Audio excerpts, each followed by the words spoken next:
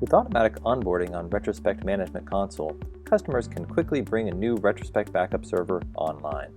Let's walk through how. To use automatic onboarding, you first need to create a Retrospect Management Console account.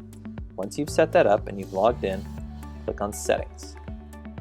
Then click on Organizations, and you'll see Automatic Onboarding. We're going to use the Onboarding Assistant. We're going to set up a backup server. We're going to use this license.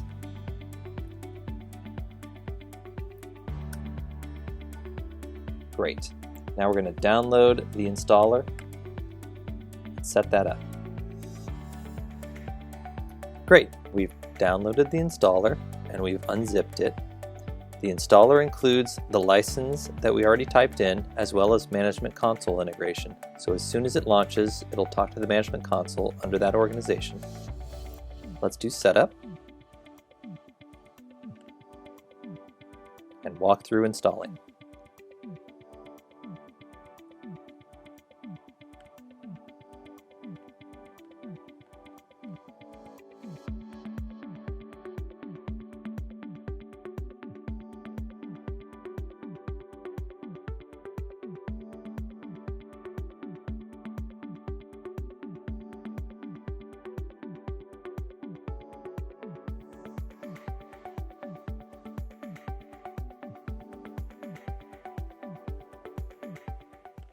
We're going to click Allow, and we're done.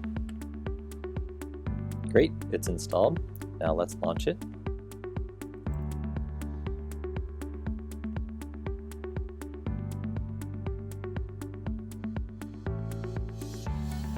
We can verify that the license is there. There's that. Preferences.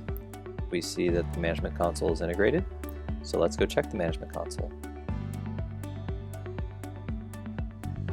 And there you see our sources.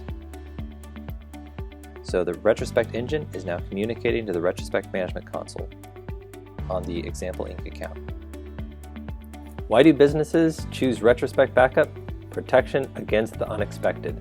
Accidents happen, malware hits, hardware fails, and disasters strike. You never know what's going to happen next to your data. Retrospect Backup provides data insurance with on-site protection on an external disk or a network-attached storage like a Drobo, as well as off-site in the cloud. If you have a backup with Retrospect, no matter what happens, you can just click Restore and move on.